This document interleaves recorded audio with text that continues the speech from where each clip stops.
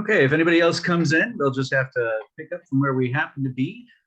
Without further ado, let me introduce Jeff Garcia, member of the Saint Paul Federation of Educators, and Jessica Garraway, member of Minneapolis Federation of Teachers. My name is Cesar Montufar, and I work for OPEIU. I taught English for 24 years, but just recently switched over to work directly organizing unions. Let me have the first question go out to Jessica. Why are teachers going on strike? Oh, hello, by the way, I'll give a brief introduction. My name is Jessica.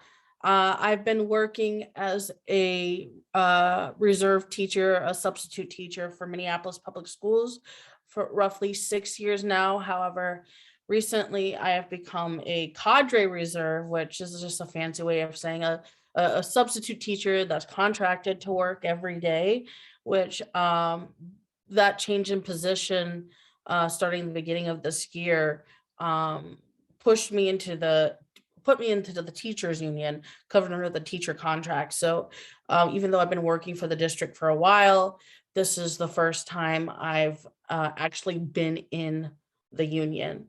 So and then I've been involved in various forms of political social justice work, however you want to call it, for quite some time now. So yeah, the question, why are teachers going on strike? So in Minneapolis Public Schools, you can actually go to our the MFT website, and it has a really good handout where it explains all of it. But basically there's issues with competitive pay, so increasing salaries across the board. Excuse me. So there hasn't been really an increase that's kept up with an inflation for about I think roughly 20 years now. Let's see, there's also a push for more mental health supports, given the challenges that our students face. Counselors and social workers and psychologists are overburdened with ratios, support staff to support like professionals to student ratios that are just way too large, not really being able to deal with the needs of our students. Also, there's a desire for pushing for more affordable quality healthcare. So especially for our educators with families, our healthcare isn't it's quite expensive, and there's a lot of frustration over that. A big thing that the union's pushing is measures to support and retain educators of color. So that would mean exemptions from layoffs, increased mentoring, and things of that nature. And currently the district is trying to say that can't happen because they'll be subject to lawsuits. That's supposedly the situation there. The district is also saying that our demands around mental health support, increased pay, healthcare, also the need for smaller class sizes in general, and safer COVID protocols, they're trying to say that there's just no money for all of this. This is a trick that the district uses many times when we demand quality, demand the things that we as educators and our students fully deserve. Lastly, I wanted to note ESPs, they are not paid a livable wage. So a big push is to increase the salary to $35,000 a year. And again, this is something, well, let me move back. What makes this interesting is that the teachers and ESPs are kind of, in a sense, working together, going on strike at the same time. And it's been really beautiful to see the solidarity between us. So yeah, that's basically from Minneapolis's MFT's standpoint of what all the issues that are pushing us to go on strike. Awesome, Jessica, thank you. And I'll turn it now to Jeff, if you want to take up the same question, if you want to deal with the issues that come up for St. Paul, and if you want to take a step beyond that as well, like why have Minnesota schools gotten to this point? If you want to address kind of after that, the background, how did we get here? Sure. So I'm Jeff Garcia. I am a special education teacher on the east side of St. Paul. I teach sixth graders, reading, writing, math, all that good stuff. And I have worked in the district in one way or another since about 2015. I'm in my third year with SPFE. I'm on the executive board as well as the Committee on Political Education. So doing some of the separate from the union organizing, the political organizing, which is a separate thing for any union, but especially for us. So for St. Paul, we've had a sort of different way. We're coming toward this strike in a very different way. This union has taken 2 consecutive strike votes before this one. All were successful. All were pretty resounding. And with 3 consecutive strike votes, every 2 years or so, the same issues have really come up. As SPFE in 2018, we started bargaining. This was before I was a member, but we started bargaining as one bargaining unit because SPFE contains a bargaining unit for our educational assistants, our licensed staff, which is teachers, counselors, nurses, everybody who retains a license, and our SESPs, which is like our behavior intervention specialists and our community liaisons and folks that do all that kind of, coordinating work and, a lot of the behavioral and, frontline social and emotional work with our kids. So we bargain as one group. And we have had each round of negotiations be more contentious than the last. This time, with this very exhausting response that both districts have had to COVID, St. Paul has also decided to retain a negotiation specialist, essentially like a union busting lawyer, somebody with experience doing takeaways from our contract. So when we were coming into this cycle of negotiations, we had some proposals around language that we already had in our contract. We went on strike 2 years ago for mental health supports for our kids and for increased multilingual support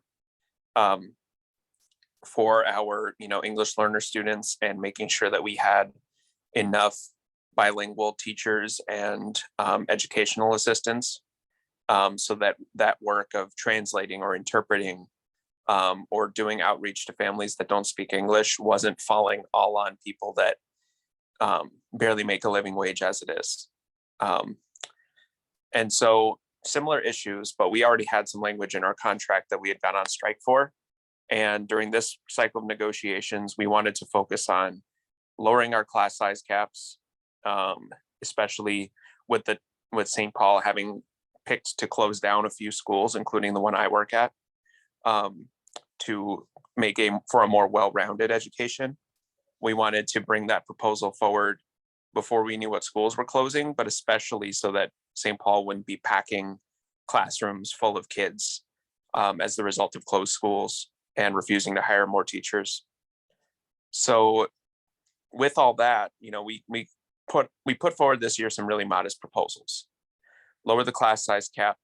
Let's increase the mental health staffing now that every school has a team, every school has a nurse, which was not the case before. And making some changes to say how we do special education workloads. And the district responded specifically in that special education case by saying that if, say, special education teachers had a weighted caseload, depending on how significant their kids' needs were, they would inflate the needs of kids to be able to do less work. That was their words within our mediation.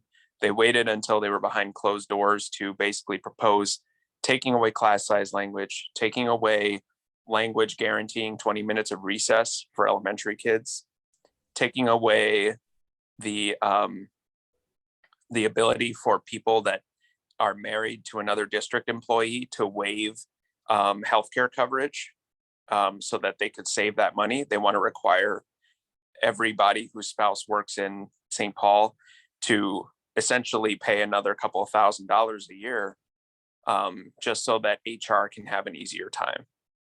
So all they wanted to bring forward was to take out everything in our contract that wasn't around wages and benefits. And so with that strategy coming forward, our campaign took on a lot more urgency because this is one thing where we knew that if we weren't going to stand up now, then all of this stuff would be taken away because the district would hold firm. And they've always used the same line with us about there's not enough money. And yet last time before, when we ended our strike for the good of the community going into COVID and for the good of like the educators that we, all of us that we represent, they found the money. They found the money for mental health support. They found the money for, lowering class size. And they found the money for hiring more multilingual staff, more English language learner staff, teachers, EAs. So it's a lie that the money is not there. And that to go deeper and kind of pass it back, to move on to different questions. Why we've gotten here is that Minnesota is the epicenter of this corporatized education reform, this corporate raider mentality that schools are businesses and a big nonprofit sector can save these kids. We've had initiatives going in this state for now about 30 years that aimed to replace, especially in Minneapolis, the entirety of Minneapolis public schools with charter schools. In Saint Paul, they haven't been as aggressive because we've had a strong union for a long time and a strong district. But with leadership changes and with an, do nothing school board, we've now come to the point where they're trying the same thing in Saint Paul. And so this slow drip of funds away from public schooling that's kind of been enabled by, both major parties in the state and by a lot of these, nonprofit nerds that, show up every time there's a big incident or every time there's a new budget coming around. That's how we've gotten here, I believe, is that everyone has bought that mentality that the way that you fix public schools is by cutting and cutting and cutting. So I think that's a good segue into what's next. Awesome, Jeff. Thank you. Let me turn it back to Jessica. Do you want to take up the issue of, did you have anything to say about the role of privatization in charter schools? Has that been part of your experience in your time in MPS?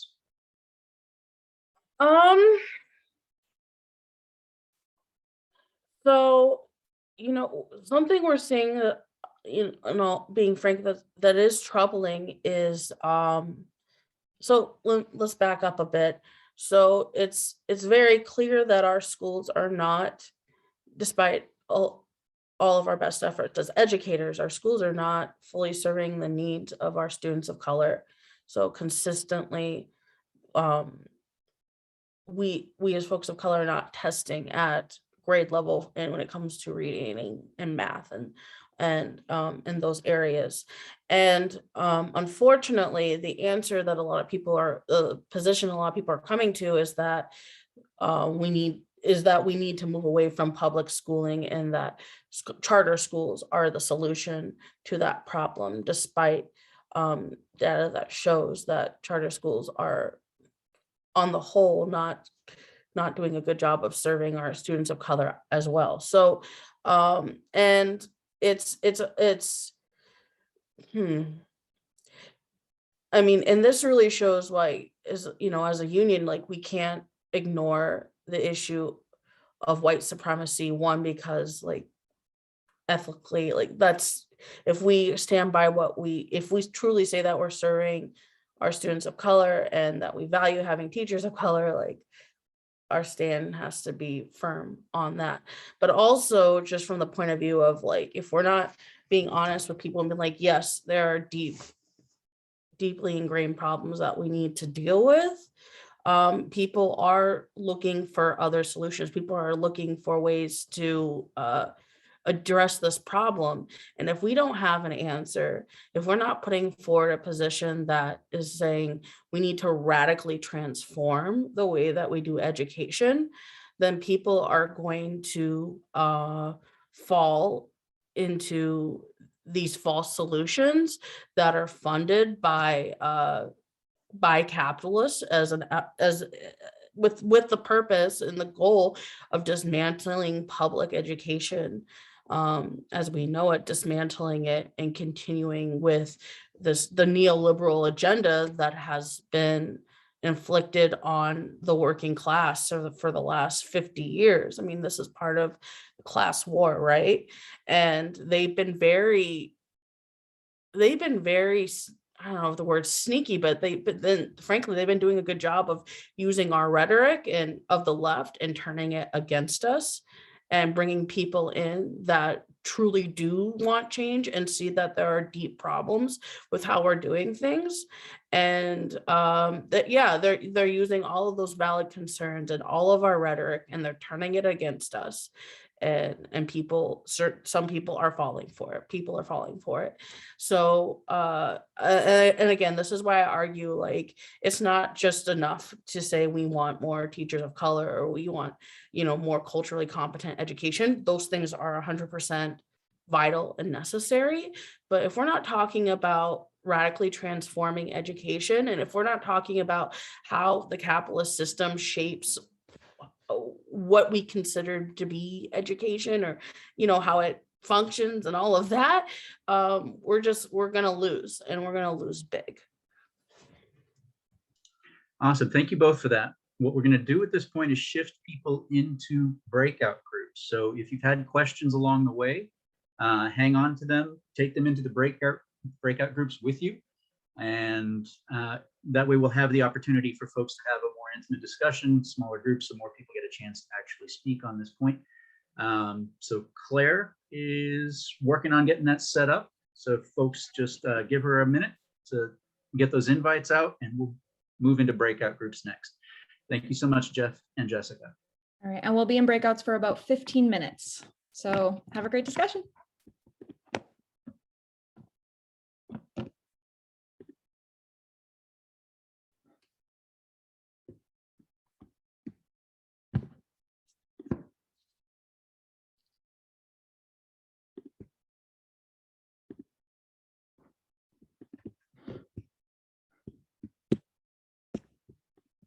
Hi, Adam. Sorry, you joined just after I had created the breakout rooms. Let's see if I can put you in one real quick.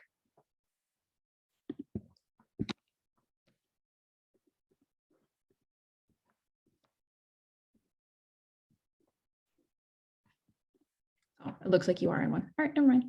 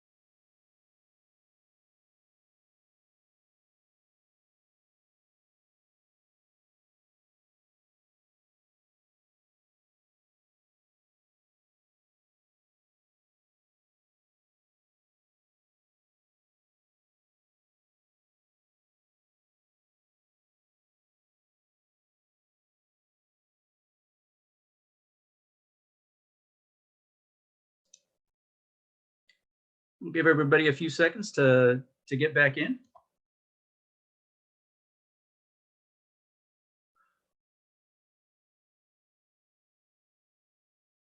So the remainder of our time here is going to be an open discussion. If there are any questions you didn't get a chance to address in the breakout session, or any questions that didn't actually get addressed, like you didn't get to ask them or they didn't actually get taken up, this is a perfect place. People will be given the option to unmute when you're called in order. I'm going to keep progressive stack.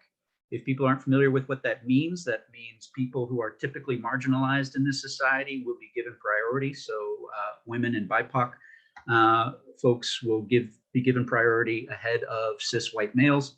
And particularly people who have not yet spoken will be put ahead of the list of somebody who's already spoken up. So go ahead and throw your name in the chat you can just type stack, and we'll keep that going for folks. So if there are questions that people have. Meeting is being recorded. And make sure that folks notice in the chat, Rob just dropped our survey in there. If people will make sure that they take care of that. And also people in the group that I was in asked if there was a listserv or anything like that where they could be contacted when we have events that we're asking them to come out to for strike solidarity. So I don't know if that's part of the survey, Rob, but we should definitely keep something like that going. Okay.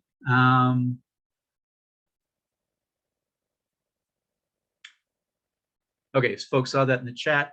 The strike date is announced in Minneapolis for March 8th. Yep, and Saint Paul is the same, March 8th. Excellent. Okay, I'm not seeing anybody call in for stack. Does anybody have a question or a comment that they'd like to make? Awesome, Paul, go ahead.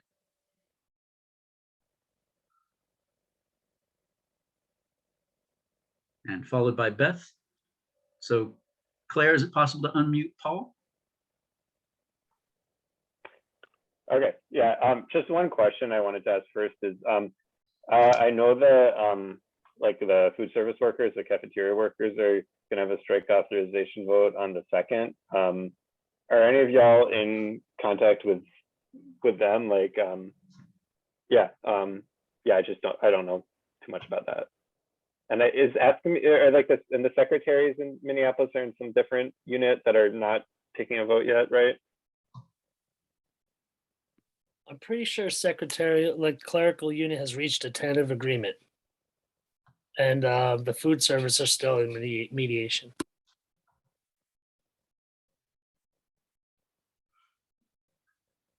Go ahead, Beth. Okay. From what I know, Paul, just about so our food service is SEIU, and they have then announced their strike vote on the 2nd. But the clerical and janitorial AFSCME 56, I've only been speaking to membership. And so the secretaries of Minneapolis Public Schools are not in the same union as the teachers and educators. And so they have reached a tentative agreement behind closed doors, of which none of their membership has been privy to. And there's a lot of frustration, at least from the members that I've been speaking to on that. And so that is a great opportunity for folks to start that conversation. Something that I wanted to bring from our breakout room that Paul talked about. I know a lot of people here are all in for like, well, what do I do? How do I get involved? So I don't know, Jeff can maybe speak to what's happening in Saint Paul, but Minneapolis, we've been planning that there's going to be a picket line at every school, and we're going to be picketing in the mornings. So if you would like to get involved, a great way to get involved is to go to your local school the morning of March 8th. If you can. This is incredibly important to show support and solidarity. And Paul said it brilliantly in that start having these conversations as socialists with the teachers there. This may come as a shock to you, but the majority of educators in Minneapolis public schools are not socialists.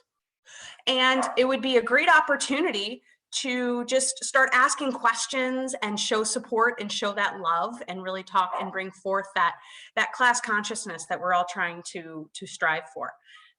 So please, that's action number one that you can do. Show up on the line and talk to folks. So I would really appreciate it. I work at Whittier. It's the coolest school. Never mind anything else you hear from anyone today. But yeah, I would love to see you out there. I'm done. Thanks. Yeah. Awesome, for St. Beth. Paul, oh yeah. So for Go St. ahead. Paul, sorry. So yeah, for St. Paul, what I can speak to is that, for St. Paul wise, like we've had 3 separate strike votes, like, every 2 years, all of which have gone through. It's just that we struck last time. It's looking likely that we will this time as well, just because we are very, very far apart. So generally how pickets worked last time around and how they'll probably work this time is that we will picket during our workday, which might look like picketing during for me as a secondary school, it might be picketing from 8 to 2 or 8 to 2:30. Most likely going to be that like 7:30 to 2:30, and then have a larger action in the afternoons. So if you are someone that works during the day, you can attend actions in the afternoons, joint actions. And then also, like, if you're comfortable, I know we're still in COVID and things like that, but if you're right by a school, especially a larger school, warming houses are needed. Bathrooms, things like that, are very much needed. There's a great breakdown of roles in a strike that are based on D&D classes that one of our online educators in Saint Paul made. So, you can always be a cleric and bring food and have a warming house or have like a little fire pit and invite people, right? Build community that way. And then people are a little bit more, I think, apt to have those conversations. So I will also pass that class breakdown along too. Awesome. Thank you, Jeff. V? Hey, so I just had a couple of questions about, are people able to, is there like a link to publicly contribute to the strike fund? Or is there a link we can share around on social media to contribute to that? And also, do you have any signs for sale that people can put in their windows to show they support teachers? MFT has strike signs. And also, can you introduce yourself? I don't know who V is. Oh, sorry. Sorry, I'm a member of the Workers Defense Alliance. I'm just here to see how I can support teachers. Awesome. Thank you, V. Katie's next, and I don't have anyone else on the stack. So if you did put your name out there and I haven't called you, I must have missed it. Put it back again, please.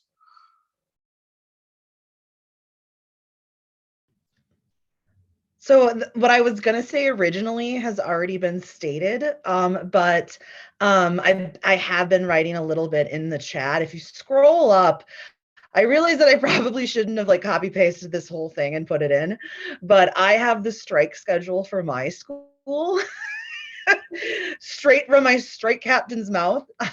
So I'm seeing it's about at the 3:46 timestamp, but typical day is striking from 7 to 9:30. We're going to be at Henry.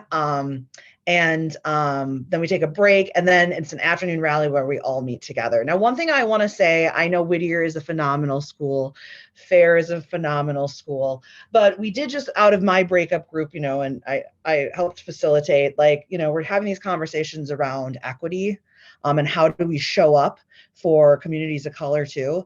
And I will just say that our Southwest siblings have a lot of support. Like a lot. And a lot of those families are families with means. So what I'm trying to say is Northside schools especially need a lot of love. I know we had a group of like 10 out door knocking. A lot of the doors did not nobody was there, but the doors that they did get to, like people were like, yes, we support the teachers. You know, we know that the North Mini, my community, I'm going to say it because Henry's my chosen family. I'm ride or die. You're going to have to scrape my dead carcass off that floor because it's my folks. So if you all could, like, you know, Lauren, we got Lauren over there, North High School, we got, you know, North Side. If we're talking about equity, we should really put a lot of our energy into North Side schools. And if you live on the South Side, absolutely Roosevelt, you know, South High School, but North needs some love. And then also, oh, Michael, good, come find me. I'll probably be one of the loudest people. So I'm also going to drop in the chat a document that my fellow Henry Stewart Connor Wells and I have created that has been circling around within our union. And then now I made one for the general public for Twitter and this meeting. It's right here.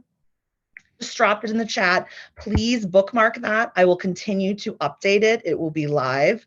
On there, you're going to find just really great. It's a one-page sheet to all the links you're going to need. At the very bottom, it has a Strike Solidarity Fund for MFT 59, how you can, organizations can help us, support us, and then also how individuals can help us. So that's all I got. If you have any questions for me, I'm going to drop my email in the chat.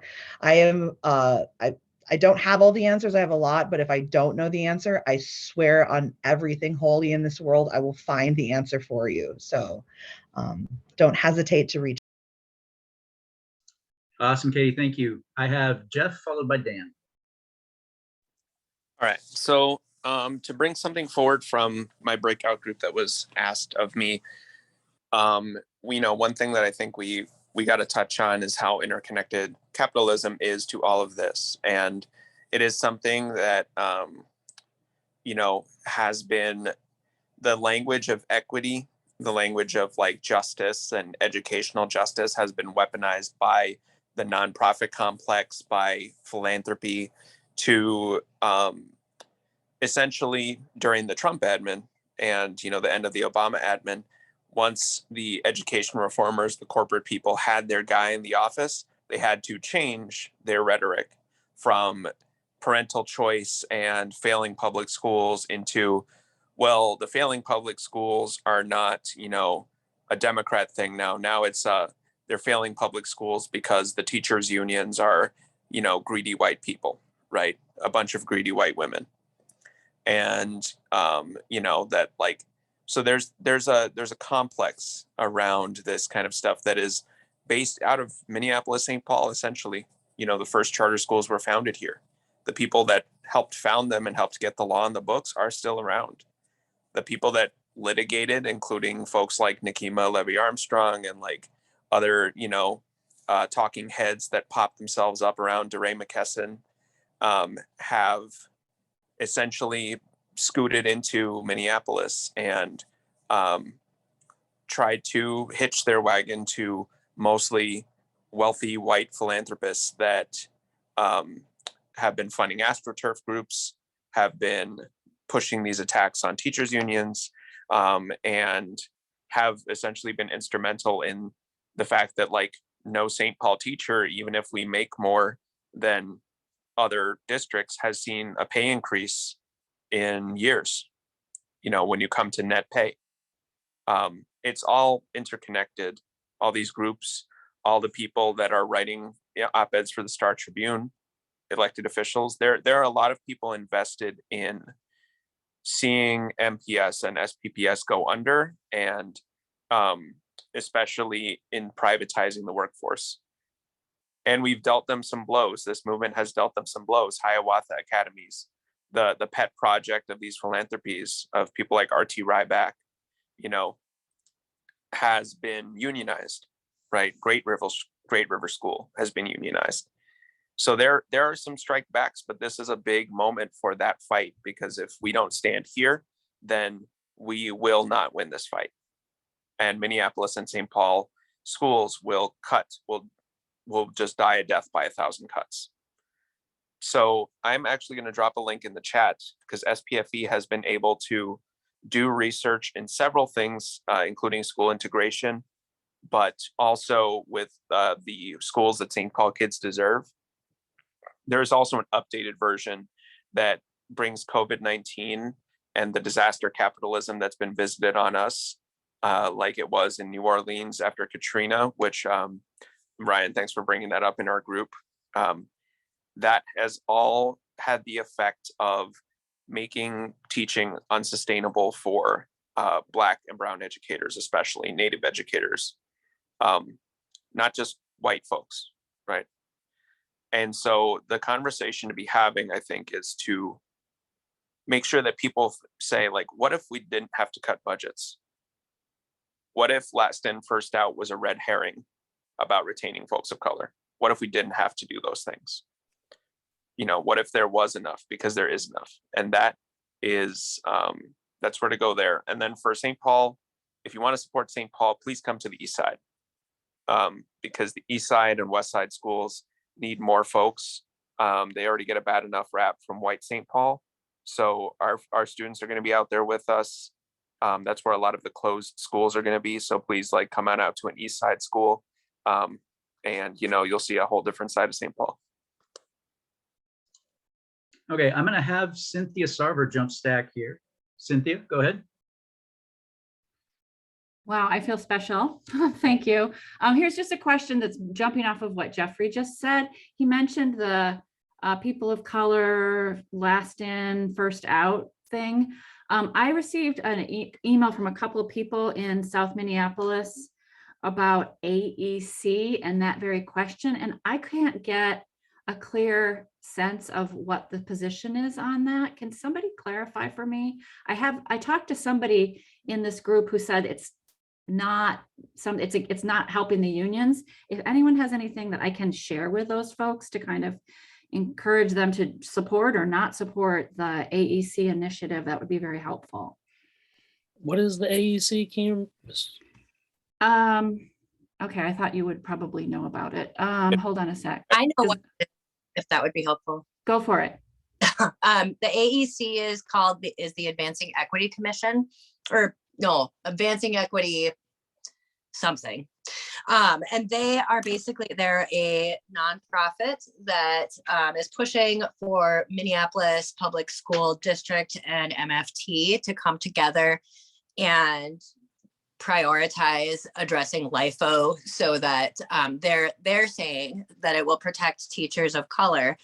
And I think that the concern here is, I think that these people are some of them well-intentioned, but I think there's a concern here, and that is that if we just throw out LIFO, we're kind of throwing the baby out with the bathwater, and that reduces protections for all teachers. And I think these folks are trying to have like a tangible systemic change to help protect teachers of color, and something more meaningful than maybe just completely throwing out LIFO is to interrogate LIFO through an anti-racist lens. And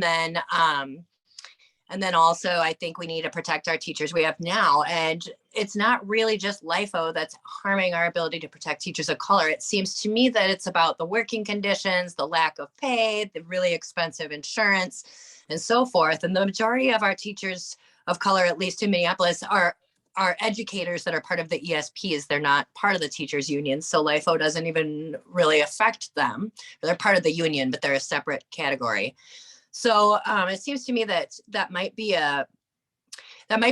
something that is harmful, that Jeffrey was talking about when he was speaking, that getting rid of LIFO is harmful to all workers. And so creating systemic change to protect teachers of color would mean using language that actually does that work. And MPS has turned that down more than once and come back with solutions that don't actually protect teachers of color, from what I understand. So that's the concern, is that EAC is funded by some of the same groups that are funding some of these AstroTurf groups, right? And so this kind of thing, I think, is an example of language being manipulated and convincing people that want to do something good that they're doing something good without seeing the full picture. And so I think this is really just showing a lack of education and a lack of transparency around the way funding and teaching and the district's work. And so there's room for us to educate more people. Okay, we've got a minute left. I have Dan and Rob, but I also want Beth to be able to make an announcement about our Ed Justice meetings. So Beth, if you want to do that real quick. Just to clarify, Cesar, are we going to 4 or 4:30? I'm perfectly fine with going to 4:30, but it's news to me. Maybe I'm misunderstanding something. Am I wrong and we're done at 4, everyone? We're good to 4:30 then. 4:30. It was actually to 4:30. Yep, sorry. Okay. Okay, well then you can hold That's on. fantastic. Okay, so I'm actually going to move Rob up the stack since Dan has spoken, but it'll be Rob and then Dan. Yeah, I just appreciate the conversation thread that's like emerging, which anytime there's a struggle, there can be like fractures within movements and people with different perspectives.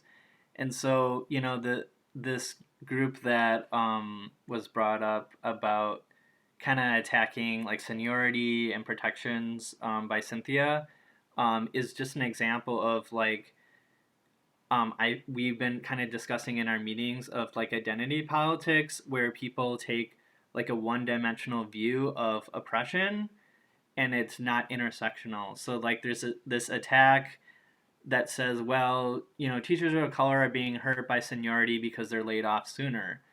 But it's not recognizing like the class dimensions, which this attack on seniority is an attack on teachers as workers in terms of having job security. And that is also an attack on the union because the union is actually the best defense and advocate of teachers of color when the union is acting in like a way that's representing its membership. And so like one, we need like democratic unions who are lifting up and putting teachers of color and educators of color in places where they have like they're able to have a voice and advocacy. But we also need to be like intersectional in terms of how we're addressing racism. And so, yeah, I just really wanted to highlight that. And I also just wanted to say, like, I view this struggle that's happening to be so intersectional because our schools are really foundations within the community. And so any issues that are happening in the community, whether it's violence, racism, sexism, economic inequality, they reverberate through our schools. And so anytime that people like educators, students are trying to fight to improve the schools, that's going to reverberate and support all the other struggles that are happening and raise more issues. So I just feel like this strike is a really great opportunity to push more and more around these different issues to get the conversations to go deeper. Because when people are on strike, it's like business as usual is not happening. And people are actually taking the time to have more conversations about what our problems are and what are the solutions rather than relying on the media and politicians and people in administration. So just wanted to kind of like add a few comments there. Awesome. Thank you, Rob. And if folks put their name in the chat and they put their name on stack and I didn't happen to notice, by all means, just let me know. You guys have probably noticed the postings in the chat have been flying by. So I have Dan followed by Kip, then Peter. And if you put your name on stack and I did not just list you, let me know and I'll add you. Go ahead, Dan. Yeah, LIFO, last in, first out, or seniority has been like a contentious issue in the MFT. There's a handful of educators who sort of belong to a group called Educators for Excellence, or at least are very close to it in one way or another. And I would argue that, like, I don't know if I'm pronouncing your name right, Kristen. Kristen is saying, like, I think there are well-intentioned individuals. I think the people who run those organizations are absolutely not well-intentioned individuals. They are well-paid, well-funded. They have connections to other anti-union organizations. They run these kinds of, they do lobby and run state changes to state law to try and get this stuff off the books. A lot of this stuff originates from right-to-work organizations, and right-to-work is essentially a racist, like a legacy of racism. A vast majority of right-to-work states became right-to-work in the Jim Crow South, during Jim Crow. It was this effort to destroy unionization amongst African Americans, plain and simple. And I'll tell you this, our educators, our Black educators in places like Chicago, where they are the majority of educators, want LIFO, like they are fighting to the death for LIFO against their school district and have for a long time. So I think that we need to keep those like larger politics in the back of our mind when we're talking about this. And as people have said, it's a red herring. Black educator, Black educator, I don't know what the exact acronym is in our union, but there's a caucus of Black educators in our union, and a fair number of them are on the negotiating team. They put out a statement, and we have lost something like a little over 40 educators of color due to layoffs in the last 10 years. I think they looked at something like that, about that much. And then they compared that to about 150 Black educators that we have lost in the last 48 months, just leaving because they can't stay in this district. They can't afford to like be paid shit and get garbage healthcare. And so, yeah, that's like the bigger problem. The conditions are the problem. Not to say that we shouldn't look at the seniority, and what the union has proposed and the district has refused to sign on to is a memorandum of agreement that would alter our seniority so that it exempts educators of color. And I think we could tweak or, play around with that. I think if we had that kind of thing, we could have a sunset clause until we reach a certain percentage, like as if that's going to happen anytime soon before massive changes to public education actually are won.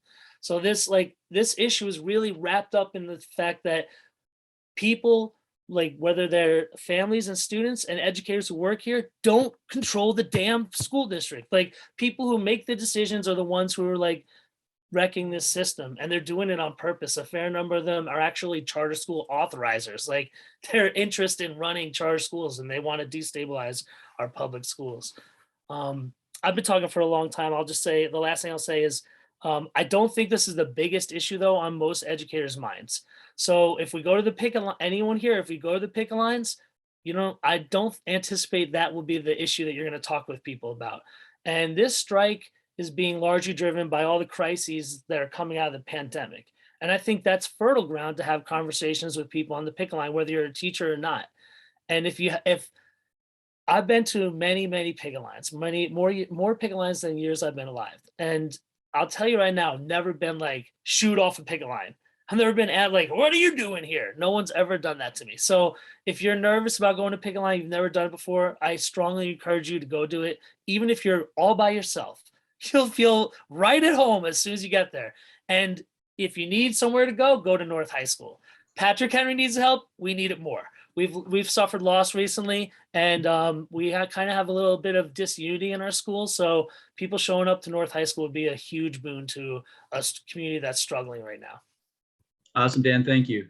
I've got Kip followed by Peter. I can definitely second Jeff Garcia's motion around coming to the east side and the north end. That's where you can definitely be put to good work on the picket line. I'm a school bus driver in Saint Paul. I can also say that what I've noticed, you get to know parents over the course of the year and talk to them. And Saint Paul Federation of Educators has done a pretty good job over the last few years in terms of making parents, students, and the community at large, which is 80% kids of color, making them feel like there's a real connection. And that's super important. And I think MFT is doing a lot more of that. And the fact that both MFT and SPFE are united with the same strike date and with a lot of the same demands and issues, attempts to reach out to the community is super important. It's historic. But I also want to say that this really intersects with the discussion around defund the police, or around public safety, I should say more clearly, in that public safety is all about stable communities. And that means good schools, it means good housing, it means decent jobs. That's where it all starts. And think about I think defund and abolish aren't particularly useful terms at this point. There's other ways to describe the same thing. I think funding public education, if you talk about, as some of the speakers have, that public education has been defunded steadily over the years, it puts it in a whole different light. So if you want to talk about public safety, you really have to talk about how important this particular fight of Saint Paul and Minneapolis educators is. Thank you, Kip. I have Peter, followed by Devin. Yeah, I'm sorry, I wasn't able to be here for the earliest part of the meeting. I used to work as, well, they were called educational assistants in the Minneapolis schools. And I just kind of want to ask how, I've heard a lot of people talking about teachers. I just kind of want to ask what's happening with paraprofessionals or whatever their title is now. You know, at least when I worked, you never even got full-time hours, let alone enough money to live on. And everybody had a second job or a third job. And I'm also interested in, the strike fund, like what kind of money people are actually getting to live on. You know, hopefully the strike's short, but people are still going to have to pay their bills. So if anyone can speak to all that, that'd be great. Okay, I have Devin, followed by Dan. And after that, stack is open if anybody wants to throw their name in the list. Hi, everyone. That is a great question, Peter. I can answer that a little bit, but I prefer a member of MFT answer it if they feel able to do so. But something that Dan brought up generally reminded me of the Page Amendment. So if you're not familiar, in addition to kind of all of the trickery that sort of the billionaires, the class war essentially, that they undertake on the schools, one of the ways that they're going to do that this year likely is pushing a constitutional amendment under the Minnesota Constitution called the Page Amendment. And so what this would do is remove the constitutional guarantee to a quality education for every Minnesotan, and B, open up school districts to allow to be sued over quality and that kind of stuff. So it's a complete disaster. And so I just want people to be aware of that. And that's sort of definitely related to this current fight, because it's all part of the same full spectrum dominance of neoliberalism, essentially. I have some links I'm going to drop in the chat too from Rob Levine, who's a local investigative journalist, I guess you could say. He's done a lot of publicly putting together the pieces on what people have shorthandedly called the nonprofit industrial complex. And so I'll post some of those in the chat so you can see sort of what that means in practice. Awesome. Thank you, Devin. Go ahead, Dan. Of course, I shoved crap in my mouth right as I did that. I just wanted to say about the strike fund. Someone asked about that. People should donate to it. Generally, labor has a big problem with this right now, though. Is that at least in the last strike I was in, we did not get the money from the strike fund. It was used to loan us money, and we had to pay that back. And I think that's the way it's being run now too, at least for MFT. And for the time being, there's nothing we can do about it. It's just the way it is. We have a high need, and now there's not enough money. Of course, when unions do raise money for strike funds, there's a long history lately in the last however many years, let's say 50, 60, 70 years of like unions raiding those strike funds to give that money to Democratic politicians, pieces of shit. So, you know, we should like be real clear that like in the long run, what we need to do is get our unions to start building strike funds and dedicating them solely for like paying people when they're on strike, because that costs a lot of money. But it also would free people up from the biggest fear they have when they consider going on strike, which is like, am I going to still get paid? And so that's like a big thing that as socialists, we need to start thinking about. It's like one of the key things we do need to start thinking about, how we're going to change the labor movement and make it like something that the working class looks to go into and build as a way of, getting out of their situation. Like as socialists, we want to make sure that people see unions as a vehicle for making much larger political and social change. But in order to do that, we have to empower it to kick some ass. Like we need to say we want rent control and like get unions to go on strike for it. Like that's hard. Just getting unions to go on our union. This is the first time our union's gone on strike in over 50 years. So clearly we're making only slight headway, but ultimately that's where we need to go.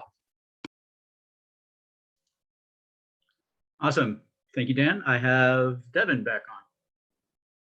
Yeah, Dan is totally right. He's 100% right in sort of the bigger picture. The good news is, so full disclosure, I work for MFT. My specific purview is logistics, so I'm not making any decisions, but I am kind of seeing what's happening as it's happening. And so the strike fund, currently they're purchasing gas gift cards and Cub gift cards to be given out. The good thing too is that the first paycheck that would be impacted is not until the third week of March.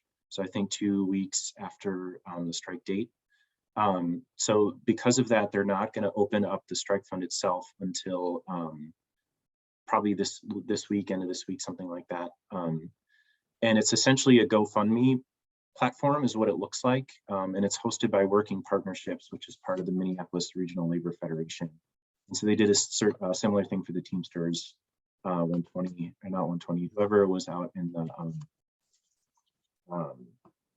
what's it called, the oil refinery, so that kind of stuff. So I'm pleased to report that at the very least in this current situation, it's not the same kind of usual bullshit. So more information to come on that publicly soon this week. Thank you. And I currently have an open stack.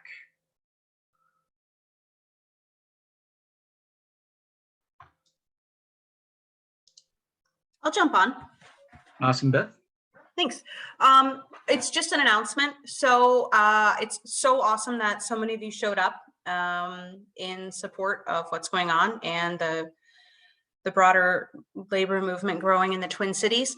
But if you are an educator in MFT and would like to dial into the Education Justice Working Group, I would like to invite you to our regular meetings. We have one tomorrow on Zoom in the evenings. We do sometimes some things in person, but we want to invite anybody who works in education to join that. Also, if you're thinking, well, I'm not a teacher, but I'm in DSA, where are my people? This is also kind of a springboard for you to think, well, yeah, you should find your people who work in your field. So I'd like to invite educators and anybody who works. So we're talking bus drivers, food service, engineer work, teachers, ESPs, all of the above. If you work in public education schools, please come to our working group if you have capacity. We would love to have you. And yeah, Rob's dropping all kinds of links. So it would be rad to have you. And it would also be really rad if you want to start your own working group for your own kind of money making during the day camaraderie.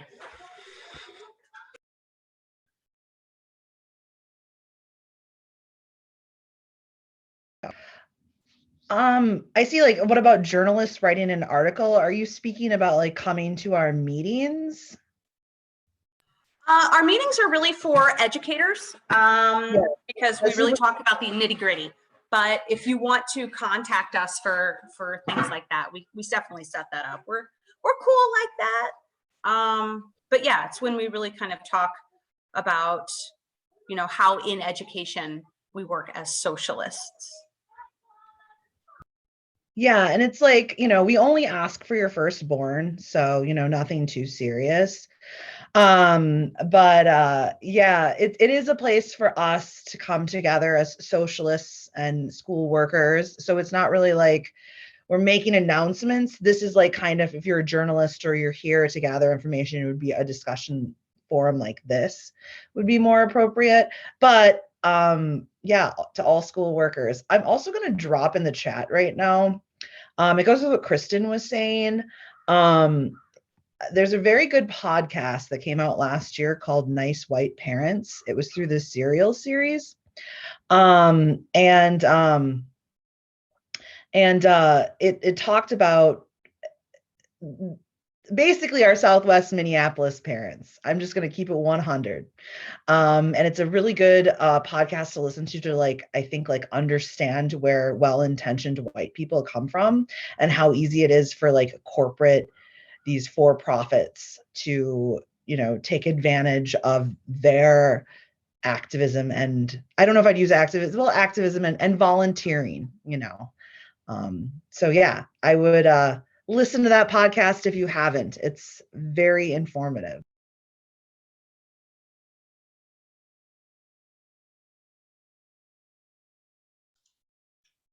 Paul, you said you had an announcement you wanted to make?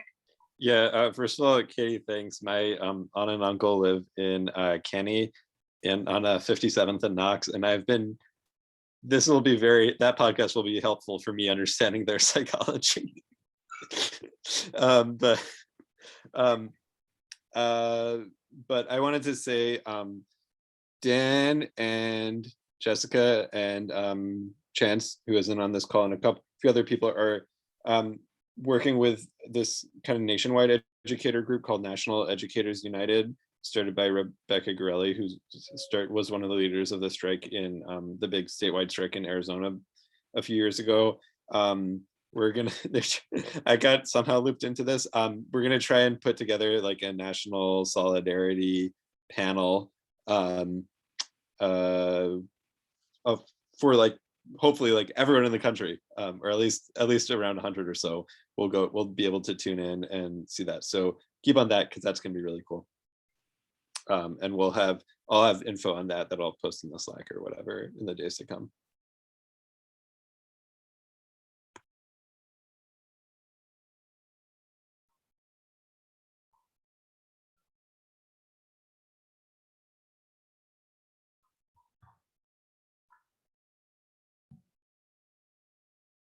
Go for it, Jeff.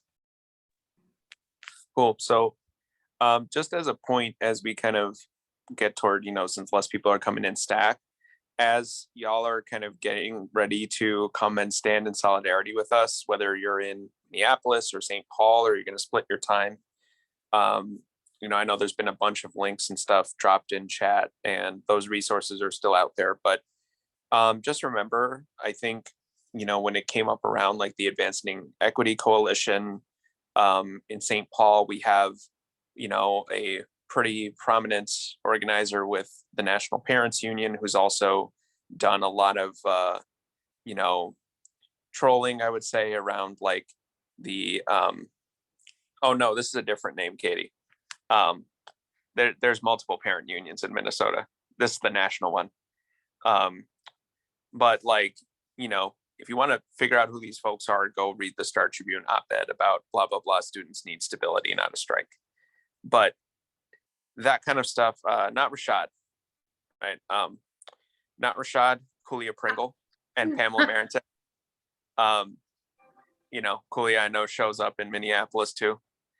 But as you talk to folks that might engage with like E4E or folks like this, remember that like no one needs saving, right? Like I identify, I'm Puerto Rican, like Afro-Puerto Rican. Like we got Black folks and Native folks who are like here. We got, Hmong, Asian, Vietnamese. We have all these different educators. Like no one needs saving.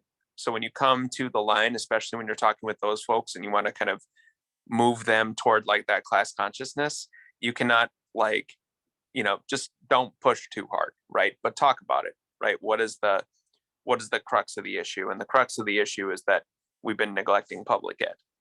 And we've been neglecting public ed because it serves Black and brown kids. And that is where the inequity comes from. Not the inequity does not come from labor, right? There's historic harm that needs to be undone for sure.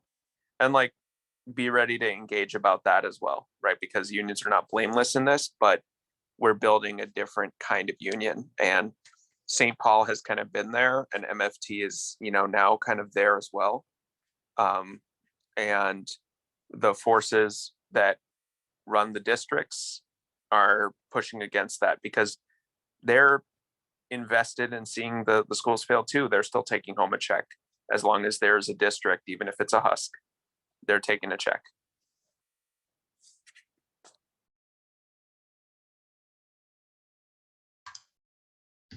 I just wanted to piggyback on Jeff's comments there. Like the extent to which schools in America get to be more and more black and brown is the extent to which they move funding for schools out of the schools themselves and into policing the schools. We've seen just this dramatic increase in the amount of police they'll put on campuses because that's the mentality of the corporate masters for what they want to do with public ed. With that, that's a clear kind of, oh, sorry, there's a stack. no, go right ahead. Yeah, Katie and then Jessica. Okay, thank you. That's just a clear connect between like, obviously someone's already kind of spoken on this, but like the abolition movement and then the movement around public education, right? And it's interesting that the conversation of like using abolition or not using abolition as a language to discuss these things. But I think a big thing is just like, I would say the majority of like your average person is probably on board with like, all right, something is definitely racist about how policing works in this country. Most people, even though the concept is being introduced, abolition, and people are actually kind of having to think about it and talk about it, majority of people are not abolitionists. But I would say the vast majority of people are like, no, like the way things are done is definitely racist. And I think that thing of like, we can put funds in our schools and social services and not in policing is a real good connect. But then again, I know we had that ballot initiative recently, and that was essentially the argument, but there's a lot of reasons why that fell through. But I guess that's a whole other conversation. But basically, yeah, like I still think that connection is salient with people.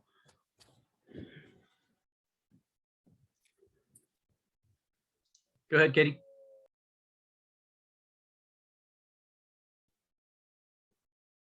I'm good. I'm kind of like engaging in the chat a little bit more. I guess the two things that I want to say, so people that like, for my auditory learners, is that we like to call people like the names we don't speak. We'll just use Rashad Turner's as outrage entrepreneurs. Because like literally like all like you cannot, Jeff and I have together, I think we're really articulate. I think we're smart. I don't mean to like, I mean, it just is what it is. And we've gone to war with Rashad, not necessarily war, but just like, Rashad, what are you talking about? And he's just, and I will always be a racist to Rashad. And of course, like I'm a white woman and I am every day trying to be better and be a better anti-racist. And racism is still a part of who I am because it's how I was raised. And I was raised in Eden Prairie, Minnesota, and went to Minnetonka High School. So I grew up in a very white privileged space. So it never goes away. That's what anti-racism is about. But outrage entrepreneurs. And then the next thing that I was going to say was, oh yeah, the Yes for Minneapolis, that amendment got more votes than Jacob Fry got for her first choice. So like, you know what I mean? Right. It's the first time. It would be interesting to see like, had we not had ranked choice voting, and oh my God, please don't come at me with your, I tried to understand it when it was happening, and Kathleen Cole's a brilliant political strategist, and I still couldn't understand it when she was explaining it to me on election night. But yeah, like ranked choice voting. Anyways, yeah. So wonder what would have happened if we didn't have it. Maybe it would have passed and Jacob Fry wouldn't have been mayor. Who knows?